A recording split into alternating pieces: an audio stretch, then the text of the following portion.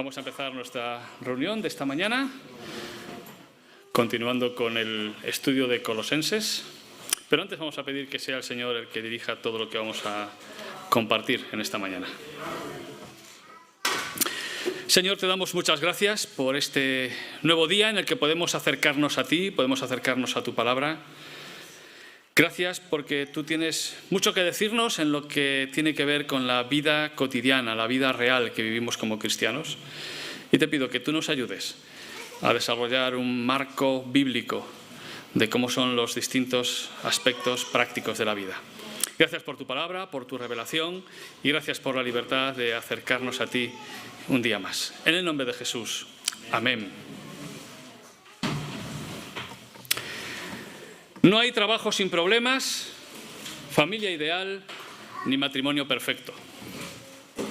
Y no es que me haya levantado especialmente pesimista esta mañana o que haya tenido algún problema del que no quiera hablar durante la semana, sino que en realidad creo que todos los que tengamos, yo diría casi uso de razón, somos conscientes de esta realidad que afecta a la vida cotidiana. Incluso el matrimonio que se acaba de casar hace poco seguro que sabe que es verdad, que no hay matrimonio perfecto que no tenga algún tipo de dificultad o temas que resolver entre ellos. Por mucho que uno tenga un trabajo que le encanta, que es su vocación, que disfruta hacerlo, siempre hay días malos. O hay circunstancias, o hay compañeros, o hay espinas y cardos que desde Génesis 3 crecen en todo tipo de trabajo, aunque no sea relacionado con la agricultura. Así que no hay ningún trabajo que uno diga esto es perfecto y nunca hay ningún tipo de dificultad.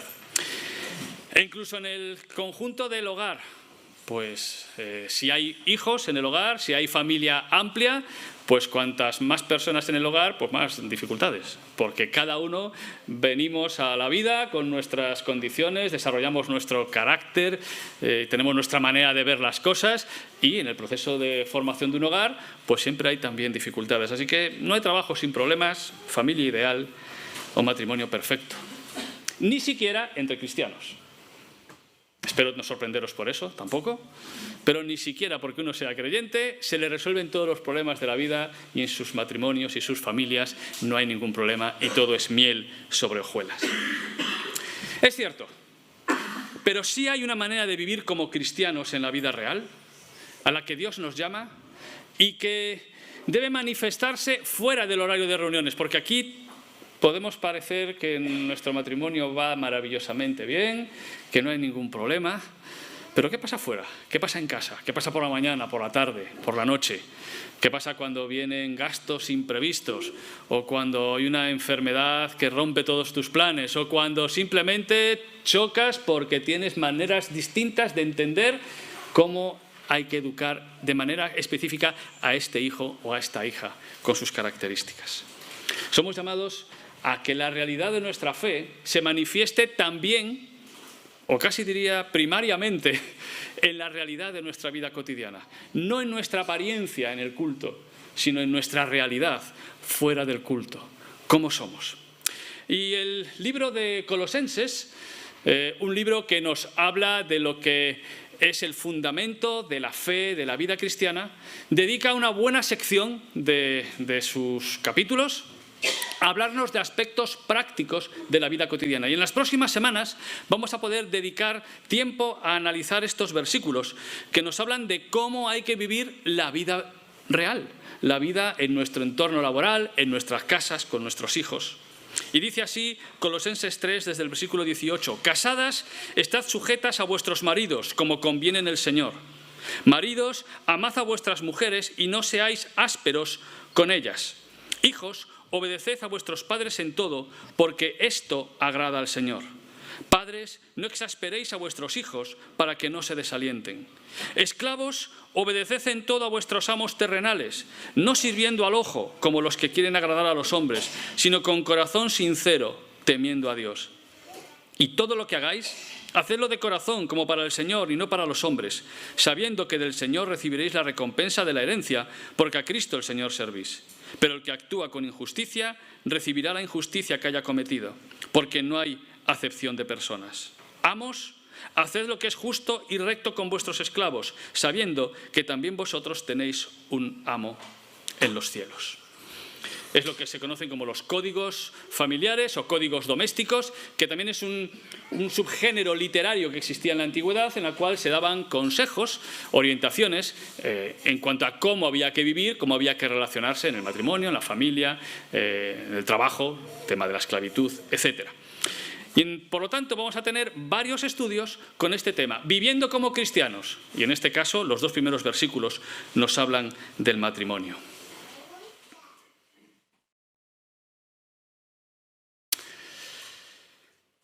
Y lo que nos preguntamos, yo creo, por lo menos yo me lo pregunto, es cómo podemos construir nuestra vida cotidiana de una forma que sea duradera, satisfactoria, y cómo podemos hacer frente a los distintos desafíos que podemos encontrarnos en el matrimonio, en la familia en general y en el trabajo.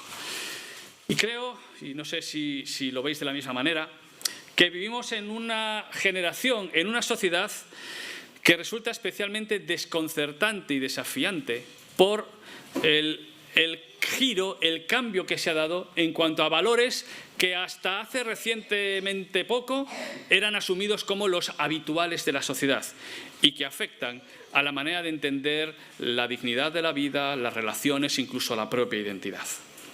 Estamos viviendo décadas de cambios acelerados en los cuales de manera sistemática y deliberada se están demoliendo los valores judeocristianos en los cuales se ha sustentado la civilización occidental, en la cual la inmensa mayoría de nosotros formamos parte. Y es muy fácil señalar con el dedo a aquellos movimientos o ideologías que están cuestionando lo que eran los valores y la manera de entender la vida, la persona, las relaciones hasta hace poco tiempo. Sin embargo, deberíamos preguntarnos si el cristianismo no ha contribuido también a el poco valor de esos valores que teóricamente se defendían. Es decir, el cristianismo con mucha facilidad ha asumido valores y comportamientos que no eran propios del cristianismo y los ha defendido como si lo fueran. Así, durante siglos, los cristianos justificaron la esclavitud, entendiendo que no había nada en contra de ella. O se justificó la explotación económica de unos por otros. O se justificó un machismo autoritario como si eso fuese el significado de las palabras bíblicas que hablan de la relación entre hombres o mujeres. E incluso se tapan, se ocultan situaciones de abusos a menores. Eso es parte de lo que hemos vivido en el cristianismo institucional y de esos aparentes valores que se transmitían. En la actualidad vemos cómo distintas ideologías están introduciendo maneras de entender la vida, la persona y las relaciones cuyas consecuencias pueden ser imprevisibles, en las cuales se cuestiona incluso la propia identidad, las relaciones, la composición de la familia. Y podemos verlo con temor, o quizás podríamos verlo como una oportunidad para los cristianos, como espero tener tiempo de retomar al final de esta charla, de este estudio bíblico. Queridos hermanos y hermanas, ¿quién moldea nuestros valores y nuestro comportamiento? ¿Quién moldea la manera en que entendemos cómo es un matrimonio, qué es un hombre, una mujer y cómo deben relacionarse en su vida cotidiana y en particular en la esfera del matrimonio? A Dios siempre le ha preocupado esto y por lo tanto nos ha dejado en su palabra información, revelación suficiente para entender cómo debe ser la vida del hombre y la mujer desde la perspectiva del diseño divino. Y en este caso, la carta de Pablo, después de mostrarnos la grandeza de Cristo, de su obra, que nuestra vida debe fundamentarse en él, nos va a decir cosas muy concretas en cuanto a cómo eso afecta a tu relación con tu marido, con tu mujer, o en tu trabajo, o en tu familia. Y eso es lo que tenemos en estos versículos que vamos a ver a continuación. Fijaros cómo en el versículo 10 del capítulo 3 da un principio general que podemos aplicar a todos los aspectos de la vida. Revestidos del nuevo, conforme a la imagen del que lo creó, se va renovando hasta el conocimiento pleno. Hemos sido revestidos y debemos renovar nuestra manera de entender cómo es la vida. Y por lo tanto, los primeros versículos de este código doméstico nos habla de lo que era el marco de vida de la inmensa mayoría de las personas, que es el matrimonio. Y son estos dos versículos los que vamos a trabajar en esta mañana. Casadas, estad sujetas a vuestros maridos, como conviene en el Señor. Maridos, amad a vuestras mujeres y no seáis ásperos con ellas. Y para entender cómo es un matrimonio y cuál es el diseño de Dios para el matrimonio, no podemos irnos a solo un versículo o una frase, sino que tenemos que ver cuál es el marco general de la revelación de Dios. Es decir, cuál es el plan de Dios para el matrimonio. No solo cuál era el problema que tenían en Colosas, porque Pablo está intentando resolver las dificultades que tenían los hermanos y hermanas en Colosas, sino cuál es el plan de Dios para todo tiempo y lugar. Y para ello, nada mejor que hacer lo que hizo el Señor, lo que hizo Jesús, cuando le preguntaron cosas que tenían que ver con las relaciones entre hombre y mujer. ¿Recordáis cómo cuando se acercaron a él para preguntarle acerca de temas del divorcio, aunque no es el tema de esta mañana, el Señor lo que les dijo es, sí, Moisés lo permitió por vuestra dureza, por la dureza de vuestro corazón, por la dificultad que teníais en la vida. Pero en el principio no era así. Es decir, para Jesús, lo que había que tomar como referencia no eran las dificultades de la vida cotidiana, sino que lo que había que tomar como referencia era el diseño de Dios en el principio. Y esa idea es también algo que Pablo repite en varias ocasiones, porque cada vez que habla de las relaciones entre hombre y mujer, nos recuerda que son basadas en el Señor. Y, por ejemplo, en 1 Corintios 11, cuando está hablando de uno de los problemas que habían surgido en cuanto a la apariencia de las mujeres en Corinto, lo que les recuerda, aún en medio de cómo tener una apariencia que fuese digna en el contexto de su sociedad, les recuerda en el versículo 11. Pero en el Señor, fijaros que es la misma idea de lo que decía Jesús, en el principio, en el Señor, en el diseño que Dios hace, ni el varón es sin la mujer, ni la mujer sin el varón, porque así como la mujer procede del varón, también el varón nace de la mujer, pero todo procede de Dios. Por lo tanto, donde tenemos que irnos para entender las normas, los principios para un matrimonio en el Señor, es al principio. Y el principio lo tenemos en Génesis 1 y 2, porque ahí es donde el Señor nos pide que reflexionemos en este tema. Y claro, no podemos ahora pararnos en todo lo que hay en estos extraordinarios y básicos capítulos de la Biblia, pero vamos a ver simplemente algunas alusiones a esos principios, cuál es el marco bíblico para la relación hombre y mujer, para el matrimonio. Y en Génesis 1 y 2 tenemos dos énfasis que son paralelos, por decirlo así, relacionados con los dos relatos de la creación. En primer lugar, Génesis 1, 26 al 28. Tenemos la primera declaración en cuanto a lo que es el hombre y la mujer. Entonces dijo Dios, hagamos al hombre, estamos en Génesis 1, 26, hagamos al hombre a nuestra imagen, conforme a nuestra semejanza, y tenga potestad sobre los peces del mar, las aves de los cielos y las bestias, sobre toda la tierra y sobre todo animal que se arrastra sobre la tierra. Y creó Dios al hombre a su imagen. A imagen de Dios lo creó, varón y hembra los creó. Los bendijo Dios y les dijo, fructificad y multiplicaos, llenad la tierra y sometedla, ejerced potestad sobre los peces del mar, las aves de los cielos y todas las bestias que se mueven sobre la tierra.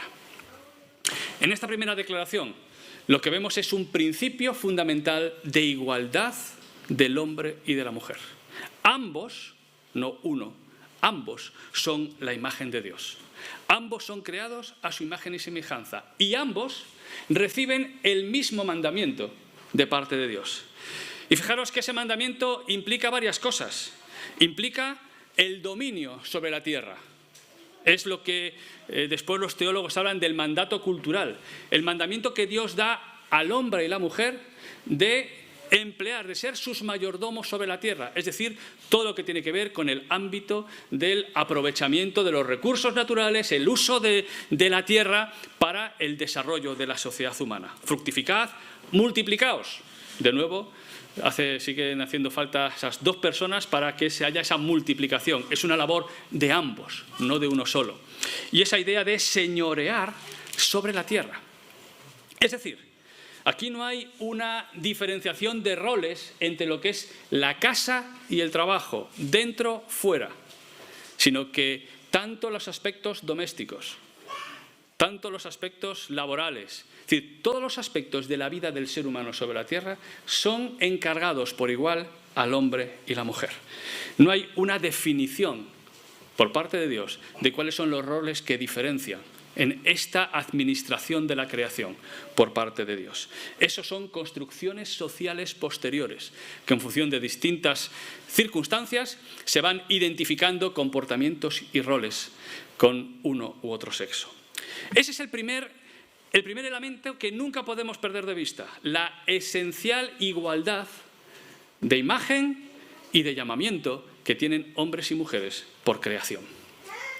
Pero el segundo capítulo de Génesis nos da un elemento de complementariedad. Nos muestra que hombre y mujer son iguales, pero también son diferentes. Y es curioso cómo el Señor, por decirlo así, va provocando a Adán para que se dé cuenta de que no hay nada en lo creado que sea igual que él y que necesita a alguien diferente. Y por tanto, Adán se da cuenta de la necesidad que tiene de una compañera. Dios ya lo sabía, pero Adán no. Y entonces hace todo ese proceso para que Adán se dé cuenta de que lo que necesita es una persona igual, pero diferente a él. Si él es varón, necesita una varona, que es como es el juego de palabras literal que hay en el texto hebreo y que la versión antigua de la Reina Valera lo traducía perfectamente y utilizaba esa palabra de femenino de varón, es varona. Y lo que muestra esto es la necesidad que tiene el hombre, el varón, de no estar solo y de tener a alguien a su lado como él, como ayuda. No como sirvienta, no como un ayudante inferior, porque en la Biblia ayudar es lo que Dios hace por nosotros. Dios es nuestra ayuda y eso no le convierte en alguien inferior ni subalterno a nosotros. Más bien al contrario, somos nosotros los que necesitamos de Él. Y Adán descubre que necesita a alguien como él para hacer la labor que Dios le ha dado sobre la tierra. Por lo tanto, es una compañera, no una contrincante ni una sirvienta puesta a su servicio. Podríamos resumirlo de la siguiente manera: el hombre y la mujer, desde el principio, son iguales ante Dios por ser creados ambos a su imagen y semejanza. Dios otorga a ambos la responsabilidad familiar y la autoridad sobre la creación. Y entre ambos existe una diferenciación y complementariedad que no se expresa tanto en términos de superioridad jerárquica, no es una jerarquía de relaciones, sino como responsabilidad, sujeción y mutua dependencia. Ese es el diseño de Dios en el principio. Pero claro, sabemos que la realidad de la vida no es exactamente así. Y lo sabemos porque después del capítulo 2 de Génesis, sabéis cuál viene, ¿verdad? Sí, claro, el 3. Pero ¿sabéis qué es lo que pasa en el capítulo 3? ¿Qué ocurre? ¿Qué ocurre con este matrimonio que sí era perfecto y sí era una pareja ideal? Y tenía un trabajo sin problemas. Ellos sí. ¿Qué pasó? La desobediencia. Pasó la caída. Y la caída nos habla de la realidad del marco histórico y sus consecuencias. ¿Cuál es la realidad en la historia de la humanidad con la entrada del pecado? Y la Biblia tiene muy claro quién pecó en Edén. Pecaron los dos. Y la responsabilidad era compartida por parte de los dos. Y ahí vemos que hay un proceso de tentación. Al ver la mujer, Génesis 3:6, que el árbol era bueno para comer, agradable a los ojos y deseable para alcanzar sabiduría, tomó de su fruto y comió, y dio también a su marido, el cual comió al igual que ella. Entonces fueron abiertos los ojos. Es decir, cuando ambos deciden ir en contra de lo que Dios les había mandado. Y a partir de ese momento, la relación, ya no solamente entre hombres y mujeres, sino en general, en la creación, la naturaleza, es afectada por el pecado que entra en el mundo. Y de una relación de compañerismo se pasa a una relación de contienda y dominación. Capítulo 3, versículo 16. Multiplicaré en gran manera los dolores en tus embarazos. Con dolor darás a luz los hijos. Tu deseo será para tu marido y él se enseñoreará de ti. Es decir, el hombre dominando y enseñoreándose de la mujer, no es el diseño original de Dios, sino que es la consecuencia de la caída. Y eso es un principio tan importante que como cristianos necesitamos recordarlo, porque es lo que marca lo que son las relaciones y marca cuál debe ser la recuperación de las relaciones originales. Repito, el dominio, el deseo, ese modelo de sujeción dominadora es consecuencia de la caída, es la maldición del pecado en las relaciones entre hombres y mujeres. Igual que es una maldición y es un problema las dificultades laborales, los problemas de salud y tantas otras cosas contra los que, por cierto, luchamos en nuestra vida cotidiana para evitar sus efectos. En este tema también tenemos que luchar para evitar los efectos de estas consecuencias de la caída. Y a partir de ese momento, y a lo largo de la historia, vemos cómo se hace realidad esta relación de conflicto permanente entre hombres y mujeres. Y basta con pasar al capítulo siguiente, capítulo 4, versículo 19. ¿Alguien quiere leerlo en voz alta, por favor? Génesis 4, 19. A ver qué os llama la atención ahí. Lamec tomó para sí 2 mujeres. El nombre de una era Ada y el nombre de la otra Zila. ¿Qué veis ahí? ¿Qué empieza a partir de ahí? Un hombre, 2 mujeres. Poligamia. O bien poligamia, o bien hombres que aparte de su mujer tienen relaciones con otras mujeres. Y eso empieza a instituirse en las sociedades humanas, pues bien pronto, después de la caída. Vemos ya una de esas consecuencias. Se rompe el modelo de Dios de un hombre y una mujer de por vida en el matrimonio. Y las relaciones entre hombres y mujeres fueron, no podemos hacer ahora un repaso histórico, pero simplemente vamos a pararnos en 2 episodios en la vida de Jesús, para que veáis también la diferencia.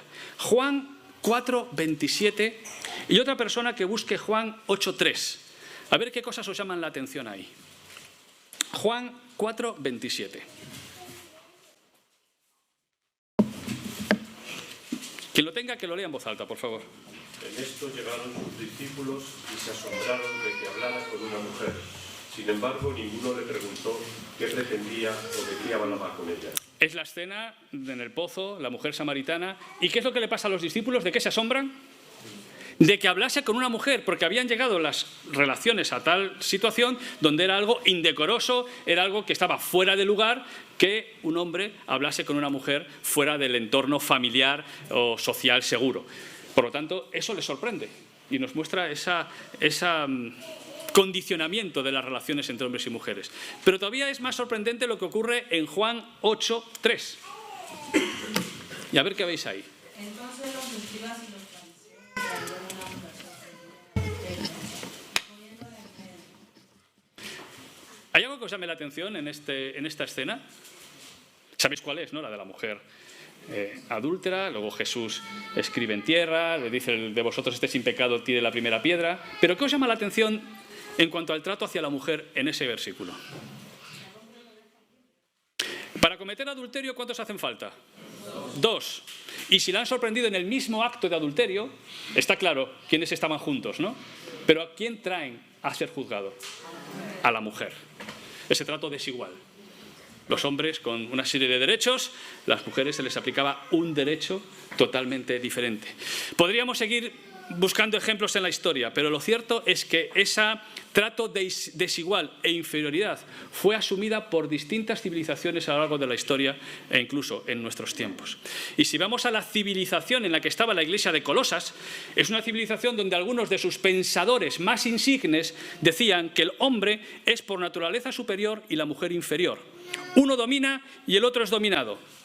Esta desigualdad es permanente. Es decir, no hay nada que la mujer pueda hacer para evitarlo o para cambiarlo, debido a que la facultad de discernimiento de las mujeres carece de autoridad, como la de un niño. ¿Y esto sabéis quién lo decía? Aristóteles, uno de los científicos, filósofos más importantes de la antigüedad y del mundo de los siguientes milenios. Y esa era su manera de entender lo que eran los hombres y las mujeres. En el derecho romano, el pater familias tenía derecho de vida y muerte. Y de hecho, un niño cuando nacía, un niño o una niña, no podía seguir viviendo a menos que el pater familias decidiera sobre su vida o sobre su muerte. Cosa que además era bastante más frecuente en el caso de las niñas. En algunos sectores del judaísmo, también en esta época, todas las mañanas rezaban, oraban diciendo: bendito seas, eterno Dios, que no me has hecho nacer gentil, esclavo ni mujer. Y algunos rabinos decían que era mejor quemar la Torá que enseñársela a una mujer. Ese tipo de manifestaciones de la caída. Pero ¿y la cristiandad? La cristiandad, vamos a llamar institucional, ¿asumió el modelo de en el principio o se adaptó a las formas de la sociedad pagana en la que creció? ¿Y qué iban a hacer los hombres y mujeres de Colosas? ¿A qué modelo se iban a parecer? Los primeros pensadores cristianos ya en el siglo II decían perlas como la siguiente: toda mujer debería enrojecer de vergüenza solo de pensar que es mujer. Mujer, eres la puerta del demonio. A causa de tu deserción tuvo que morir incluso el Hijo de Dios. Y alguien de tanto peso en la teología cristiana como Agustín de Hipona dijo: es de Eva, de la tentadora, de quien debemos tener cuidado en toda mujer. No logro ver qué utilidad puede tener la mujer para el hombre si se excluye la función de concebir hijos. Claro, este tipo de ideas fueron introduciéndose muy pronto en el cristianismo y crearon una visión de las relaciones, incluso dentro del mundo cristiano, de hombre y mujer, dentro del matrimonio. Incluso un rechazo de la sexualidad, vista como un mal menor, que es que no había otra manera de multiplicar la especie más que a través del sexo. Y por lo tanto, pues no se podía encontrar otra solución. Estarían encantados de algunos temas tecnológicos actuales, esta manera de ver la vida, ¿verdad? En vez de entender el sexo como un don de Dios, dado para el hombre y para la mujer. Esa influencia en la manera de pensar afectó a toda la cristiandad. Se recuperó incluso con más fuerza en el Renacimiento y en las sociedades industriales, y creando una mentalidad de inferioridad de la mujer vista como un ser que tenía que estar permanentemente tutelado, cosa que muchas de las mujeres que estáis aquí y sois mayores que yo, lo habéis vivido cuando no podíais abrir una cuenta corriente o firmar un contrato en España, porque estabais tuteladas o bien por vuestro padre o bien por vuestro esposo, como hoy ocurre con los menores de edad o los incapacitados judicialmente. Esa era la manera de entender las relaciones entre hombres y mujeres. Y eso ha permeado incluso la manera de entender las relaciones dentro del cristianismo. Y me pregunto si como cristianos evangélicos somos más españoles que evangélicos y hemos conservado demasiadas cosas de la tradición cultural hispana, latina, española en nuestras relaciones. Las nuevas ideologías que surgen entre nosotros, ideologías de género, confunden la identidad, confunden los roles sociales con la identidad del propio sexo. E incluso las feministas clásicas, por cierto, feminismo clásico que nace en buena medida influenciado por hombres y mujeres en los países protestantes para recuperar los derechos de la mujer. Pues incluso el feminismo clásico hoy advierte contra esas nuevas ideologías que intentan borrar lo que significa ser hombre y ser mujer. Ese es el mundo que nos toca vivir. Pero el Señor no se conforma con un mundo caído, sino que hay un marco redentor, porque Jesús vino a salvarnos y vino a transformar las cosas y vino a recuperar el valor y la celebración de la boda. Esta es una imagen de una serie, algunos la hemos visto en enero en la iglesia, ¿verdad?, donde vemos a Jesús participando en una fiesta, en una celebración de bodas. Tanto en el Antiguo como en el Nuevo Testamento se dignifican los derechos y el valor de la mujer. Incluso la propia genealogía del Mesías destaca particularmente mujeres que probablemente otros hubieran querido borrar de su genealogía porque no eran las de mejor reputación en la sociedad. Las mujeres fueron seguidoras y fueron testigos. Tuvieron conversaciones profundas con él. El Señor se reveló como Mesías a una mujer. Marta y María hacían mucho mejor aprendiendo que cocinando. Lo contrario que a veces en muchos lugares ha ocurrido. Las mujeres patrocinaban el ministerio de Jesús, fueron pioneras de la resurrección y recibieron los dones del Espíritu Santo y sirvieron en las iglesias dirigidas por los apóstoles. Así que en la iglesia original, esa promesa para hombres y mujeres redignificó el papel de la mujer, el valor del matrimonio, de la sexualidad. Defendió el sacerdocio universal, los dones, los ministerios, pero también aclaró las dificultades que esa nueva mentalidad en Cristo podía producir para mantener la armonía y las relaciones dentro de la sociedad de su tiempo. Sin embargo, ya en siglos siguientes, el cristianismo pronto olvidó, como olvidó la salvación por gracia, como olvidó tantas otras cosas, y asumió los valores paganos. No es hasta la Reforma Protestante cuando se reinicia una recuperación de tantos valores bíblicos, y entre ellos la recuperación de la dignidad de la mujer, del matrimonio y de tantas otras cosas que son parte de esa recuperación de un cristianismo bíblico. Ahora, ese marco. Hemos visto el marco de la creación, el marco de la caída y el marco de la redención. ¿En qué marco tenemos que vivir nosotros como cristianos, como creyentes que seguimos el ejemplo del Señor? Desde luego no podemos volver a Edén, porque ese es el paraíso perdido.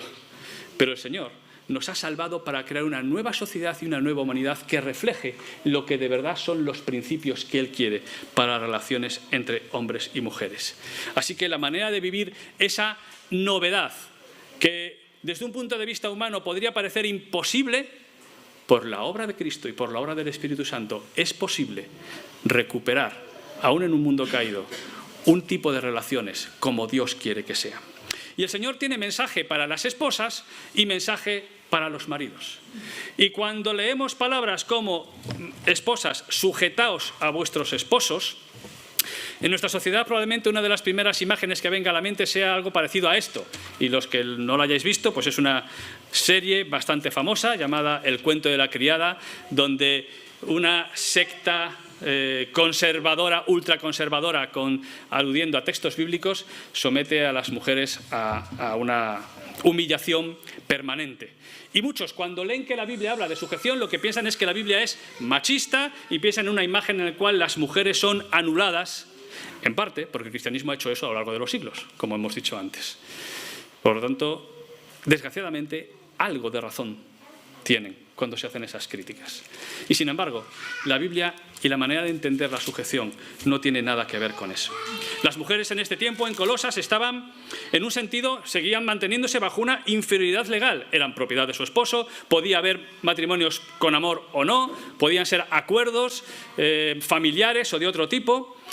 Y ahora la mujer recibía una nueva libertad en Cristo. ¿Qué implicaba esa libertad? Implicaba que podía liberarse también de los lazos que le unían a su marido. Marido que, por cierto, podía no ser cristiano, podía no ser creyente y, por lo tanto, todavía la dificultad era mayor. Debía iniciarse una revolución social para recuperar todos los derechos perdidos de la mujer y de los esclavos. O el Evangelio transformaba la sociedad de otra manera. Lo que hace Pablo y Pedro en sus cartas es el reajuste necesario para que estos principios se puedan vivir en armonía en la sociedad. Y las cartas nos enseñan cómo corregir los errores y qué es lo que conviene hacer en el Señor. Recordad cómo lo expresa directamente Pablo. Estad sujetas a vuestros maridos como conviene en el Señor. Y esa era una forma también de mostrar el testimonio de una vida nueva y de ser testimonio al cónyuge, fuese hombre o mujer, con el que estabas unido. ¿Cuál era el problema aquí? ¿Cuál era la amenaza que estaba ocurriendo en las relaciones entre hombres y mujeres en Colosas? Pues pensad que es lo contrario de que algo esté sujeto. Lo contrario es estar suelto, estar liberado. Y claro que el matrimonio significa una unión en la cual renuncias a vivir por libre. Y lo que Pablo le está recordando a las mujeres, esposas, debéis seguir unidas, vinculadas a vuestro esposo.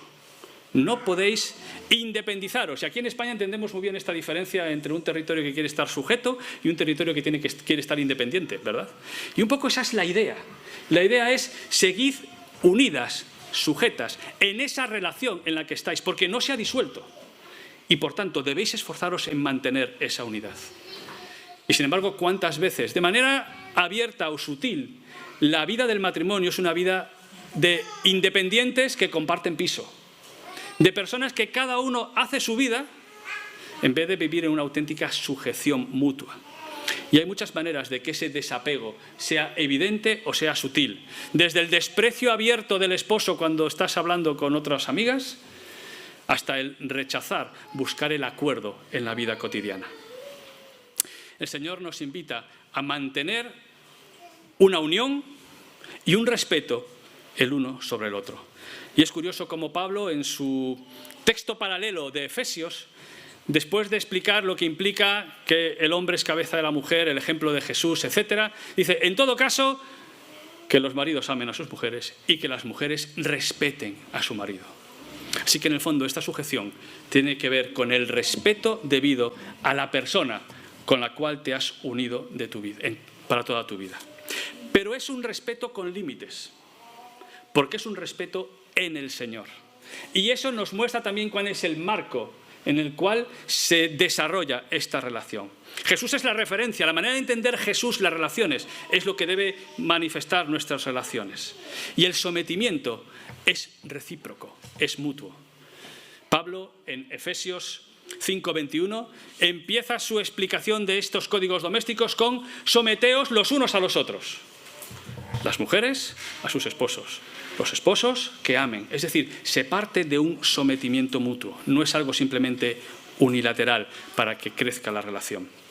Y los límites admisibles son aquellos que están en línea con la voluntad de Dios. No significa asumir lo que sea, porque tienes que estar sujeta. No significa que puede haber maltrato dentro del matrimonio y se tiene que aceptar, porque hay que mantenerse sujetos en el Señor. Y eso es un reto pastoral que las iglesias no siempre han estado a la altura, porque por mantener la unidad se ha permitido que en la práctica se disolviera esa unidad mediante un trato vejatorio a una de las partes. Tenemos que proteger la dignidad de las mujeres, siempre, sea cual sea las circunstancias del matrimonio. Eso no es romper la sujeción, eso es entender la sujeción como conviene en el Señor. Así que las mujeres tienen un reto importante, las iglesias también, pero los hombres también. También tienen un reto para saber cómo deben edificar un matrimonio que agrade al Señor. Y probablemente los maridos que leían estas declaraciones de Pablo se quedaban bastante sorprendidos. En primer lugar, porque en vez de apelarles a ellos como supuesta autoridad de la casa, lo primero que hacen es hablar a las mujeres. Y a ellos en segundo lugar. Ya eso era algo bastante sorprendente y no era lo habitual en los códigos domésticos de la época, en la cual, sobre todo, se manifestaban los derechos de la persona que está por encima. Y aquí, en cambio, el Evangelio, una vez más, cambia el orden y rompe esa manera de entender las relaciones. Otra cosa importante es que en ningún lugar se le dice al hombre que debe someter, sujetar a su esposa. Es parte de esa respuesta responsable de la mujer hacia el marido con el que está casado. Pero no es algo que el hombre tiene que actuar para provocar ese sometimiento. Hay un principio mayor que incluso la ley les permitía hacerlo a los padres de familia. Ellos tenían todo el poder. Pero Pablo aquí nos recuerda que hay un poder superior a las leyes humanas.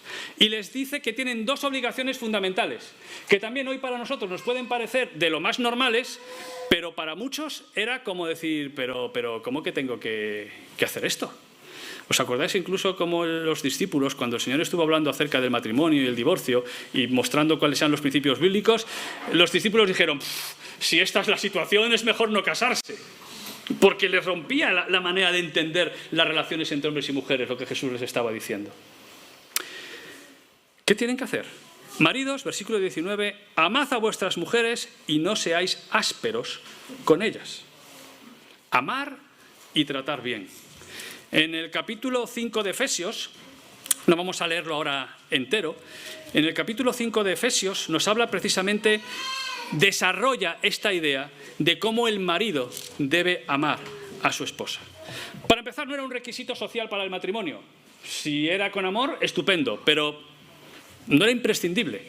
De hecho, los griegos entendían que para disfrutar había otras personas. La mujer era para tener hijos y administrar el hogar. Y así era la mentalidad de esta sociedad en la que ellos vivían.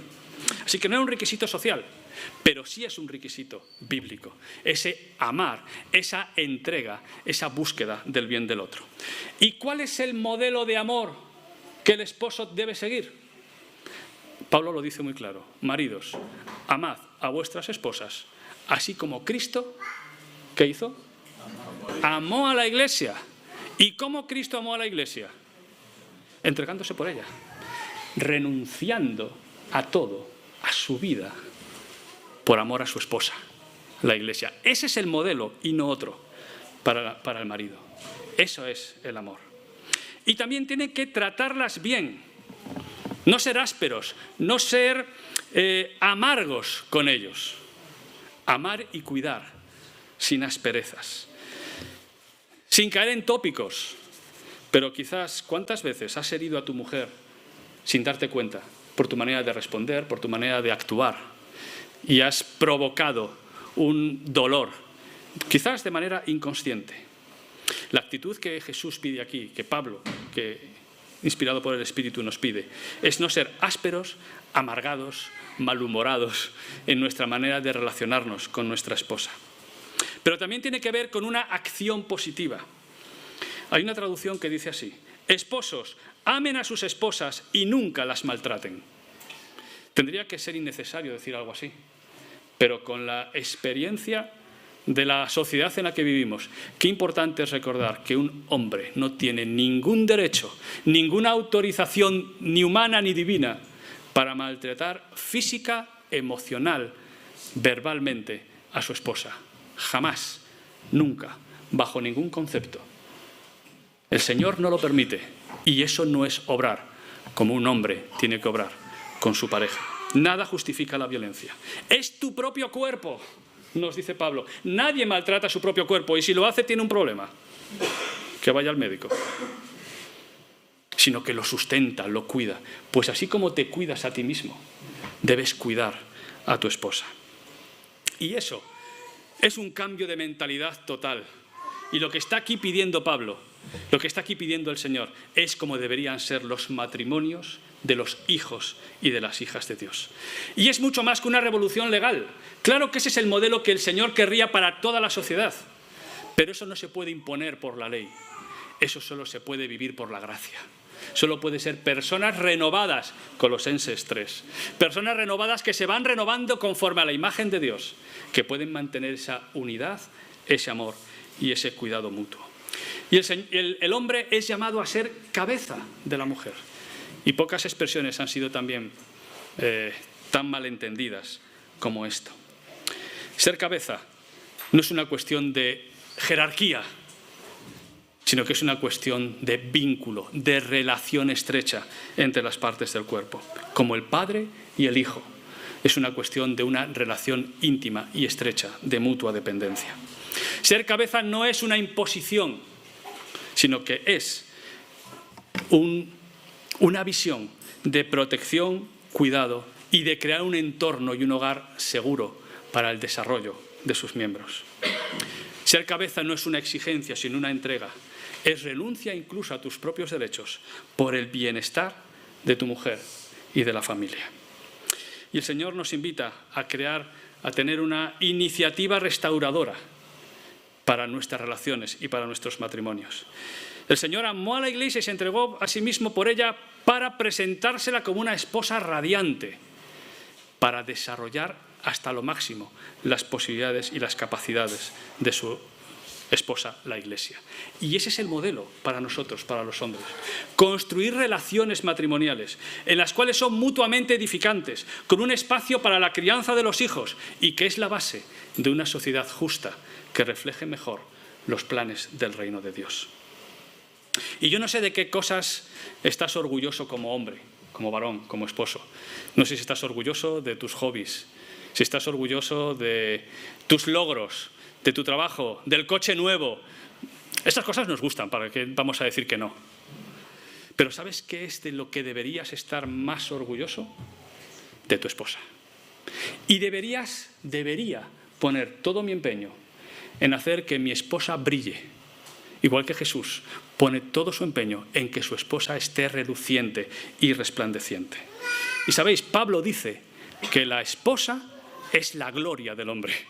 Lo que más debería destacar de ti y de lo que más orgulloso en el mejor de los sentidos deberías estar es de cómo tu esposa se desarrolla y crece, en parte gracias a tu amor y a la obra de Dios en su vida. Es cierto, no hay matrimonio perfecto, pero somos llamados a no renunciar a que Dios perfeccione nuestras relaciones y nuestro matrimonio. Jesús tiene el mejor plan para nosotros. Y Jesús nos invita a que esa salvación que proclamamos se manifieste también en nuestra manera de relacionarnos en nuestro matrimonio. Y sabéis, es cierto, vivimos una sociedad donde todos estos valores suenan incomprensibles, incluso suenan rechazables y repudiables, la manera cristiana de ver la vida. Y es cierto, podemos criticar, cuestionar, incluso posicionarnos en contra de determinadas ideologías, pero creo que debemos hacer menos crítica y más autocrítica de si como matrimonios y como iglesias estamos reflejando el modelo que Dios quiere. Porque, ¿sabéis? Cuanto más oscuro esté el panorama a nuestro alrededor, más brillante puede ser la luz de un matrimonio y de una iglesia que refleja el plan de Dios. Que así sea. Y Señor, te damos gracias, porque tú no nos dejas a la deriva de los valores, tradiciones y maneras de entender las relaciones del mundo que nos rodea. Tú eres el creador y el diseñador, y tu plan es el mejor plan. Perdónanos por las veces que, con la Biblia en la mano y más influidos por las tradiciones que por tu Espíritu, como cristianos hemos justificado comportamientos inaceptables. Perdónanos por no haber sabido entender lo que significa la relación de hombre y mujer desde tu perspectiva. Y ayúdanos a ser parejas, matrimonios, iglesias, donde el plan de Dios, aun con nuestros errores, limitaciones e imperfecciones, brilla en medio de una sociedad a oscuras y perdida. Y que la gracia de Dios y del Evangelio se manifieste también en cómo vivimos como matrimonios. En el nombre de Jesús. Amén.